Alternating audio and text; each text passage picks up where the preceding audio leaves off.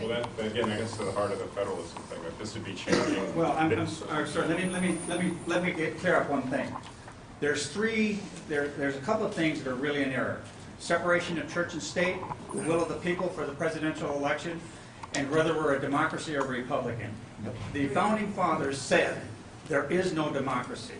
They said we will set up a republic. They investigated democracy. They said we will not set up a monarchy. We will not set up a pope. We will not set up a democracy. So let's end that. But I'm not disagreeing with you. But I'm saying that is the core of the issue here. Is you would be moving towards a national election. It's not a federal process of picking a president. And as much as we dress it up, it would become a national process of picking a president. Any other answer?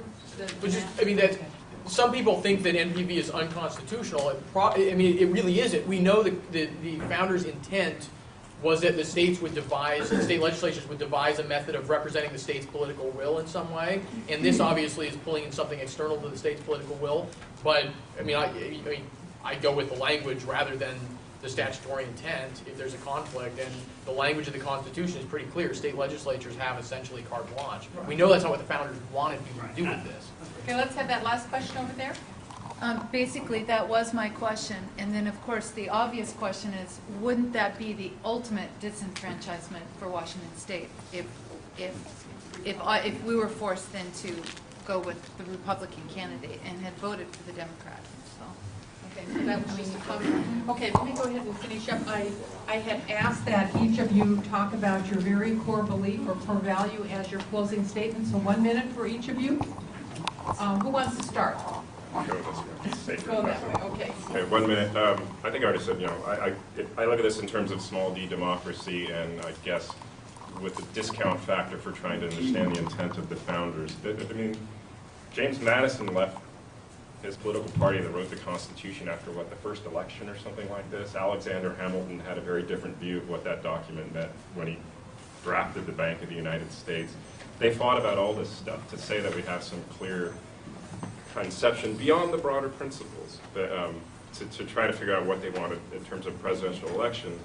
They didn't have a presidential election, so we should maybe think of this in terms of a more modern sense of what are we really afraid of? If it is afraid of losing federalism, this is a step away from that. If we're afraid of popular majorities, what exactly, why is that?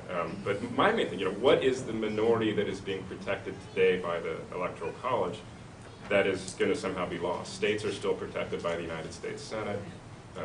How much of that is lost with a popular election versus what do we gain in terms of elected officials that maybe have more popular legitimacy? That's not necessarily endorsing this method of doing it.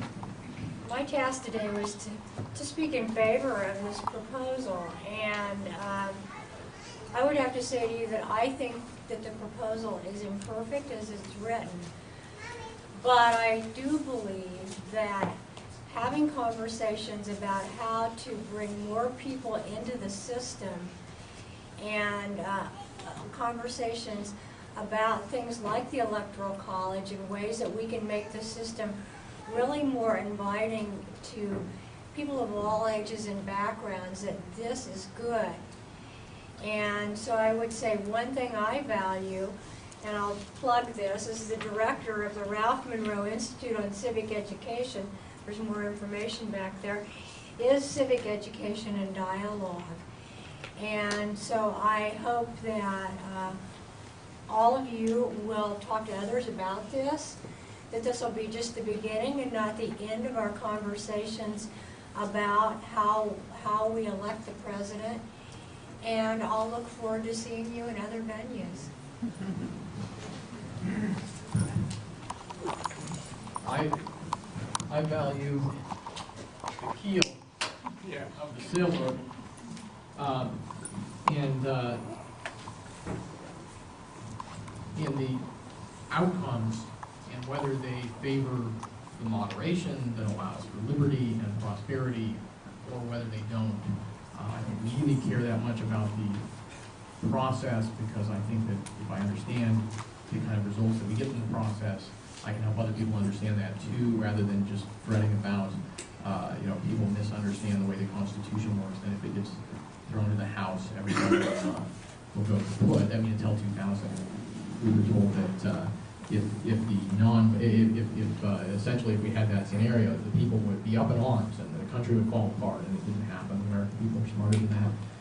But I think fundamentally, I'll just quote James Madison: "If men were angels, no government would be necessary. If angels were to govern men, neither internal nor external controls on government would be necessary."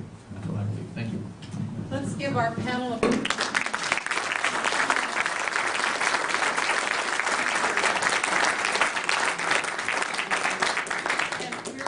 Thank you all for coming out and spending 2 hours with us on this topic. Let's hear it for the moderator. Yes.